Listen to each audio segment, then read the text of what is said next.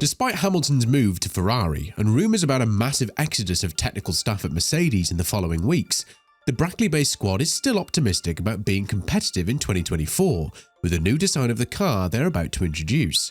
Although the fans have started to lose a little bit of hope with two designs that were labelled as failures from Mercedes, the returns of James Allison as well as the new concept and philosophy that's been implemented on the W15 do hold the potential to be quite competitive. So with this in mind, what is it that Mercedes have changed from the very root of it? And more importantly, is it enough for race wins and championship battles? It's safe to assume that Mercedes will have a massive burden on their shoulders heading into the 2024 season, and the fans are expected quite a lot from their favourite team, after being far from championship material in the past 2 years, bagging only one win in 2022. Mercedes has introduced a brand new design and philosophy on the 2024 car, which will include a new floor, side pod design and gearbox structure as well. But how will this impact the performance of the car, and does Mercedes actually know what they're doing back in the factory for the first time in 3 years? With James Allison taking the helm back as the technical director of the team, the expectations are quite high, and so are the promises given by the team. From Wolff saying that the car will gain 2.5 seconds in performance, to Allison saying that everything in the car has been smoothed out, Mercedes will have a lot of mouths to shut in the following pre-season test in Bahrain. And it all starts with a design that has undergone massive changes for the 2024 season. The fact that Mercedes' B-spec version didn't quite work well in the previous season has been mostly blamed on the chassis and the floor. More precisely, the narrowness and the structural flaws of it didn't allow the team to introduce Red Bull-esque upgrades to the car. So they had to wait 1 full year until they built a car from scratch. As Wolff said, if the teams were to deconstruct the car to the last nut and bolt from the 2023 season, they would surely find a structural flaw that prevented them from bringing performance to it. But this is not supposed to be an issue for the 2024 season at all. With a new floor as well as a new side pod design, Mercedes is aiming to improve the aerodynamic performance of the car massively. Unlike Ferrari, which has already reported around 0.6 of a second of improvement by gaining 30 downforce points, Mercedes is looking to make a massive overhaul and turn their car into a championship winning one. After all, the simulator work has already provided decent information to the drivers, with Anthony Davidson saying that the car feels like a car for the first time in 3 years, and Hamilton tried it out a couple of days ago as well. One of the biggest issues that Mercedes needs to fix is its aerodynamic approach to the car, and thanks to the new design, the car will have much better airflow to the rear and the diffuser, which would enable them to lower it more to the ground and optimize the ground effect to the fullest. Of course, the narrative has been set by Red Bull, and every team is more or less following their path by interpreting the rules in their own way. And it's no different with Mercedes, as the Brackley-based squad is also exploiting the effectiveness of the Venturi channels.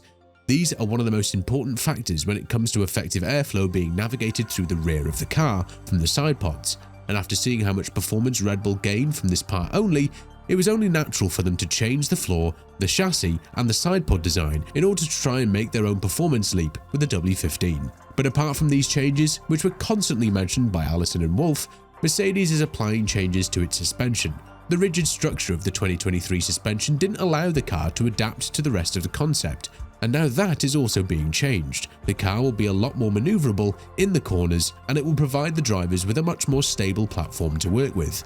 According to George Russell, the number one mistake that the team has made for 2023 and has avoided for this year is to not rush with any decision that they plan to implement on the car, as both he and Hamilton provided thorough feedback in Brackley and Brixworth and made sure that every aspect of the car is being looked at properly.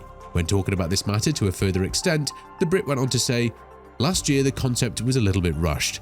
We didn't have all the information to hand. We may have jumped to a couple of conclusions without thoroughly going through the consequences.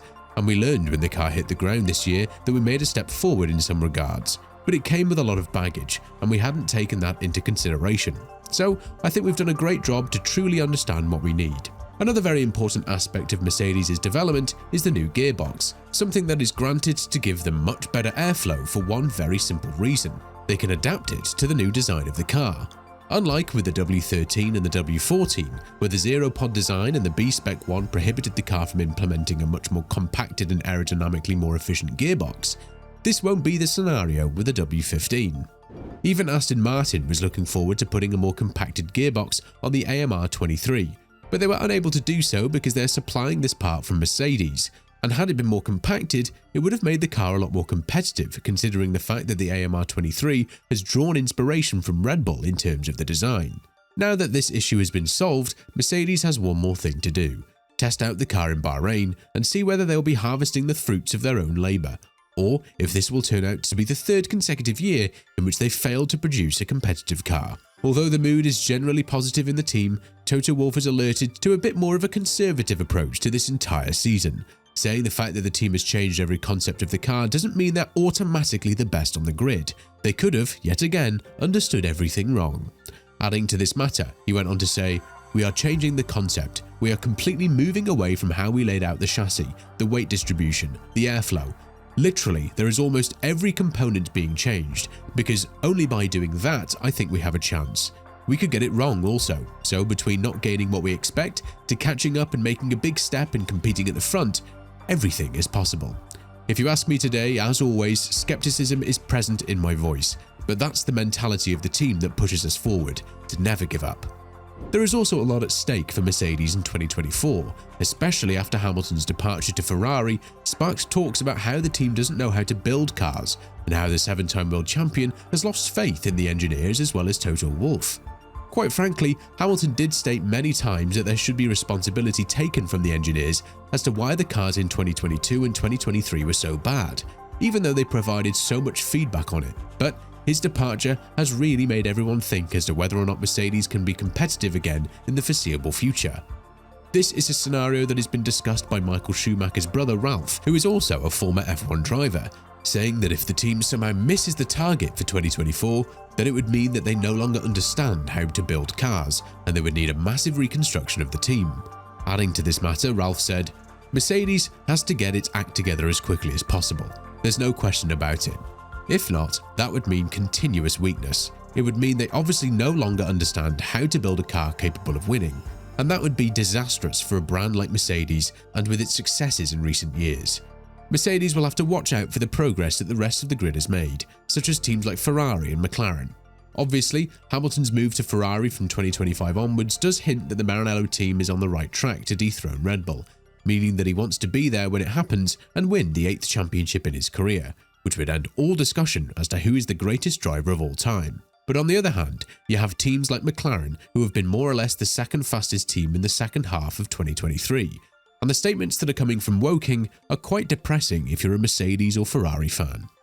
Another issue that Mercedes would have to address is the tension between its drivers in 2024, and now that Hamilton is leaving, things could get chippy very easily between him and Russell if Mercedes turns out to have a championship-winning car in their hands.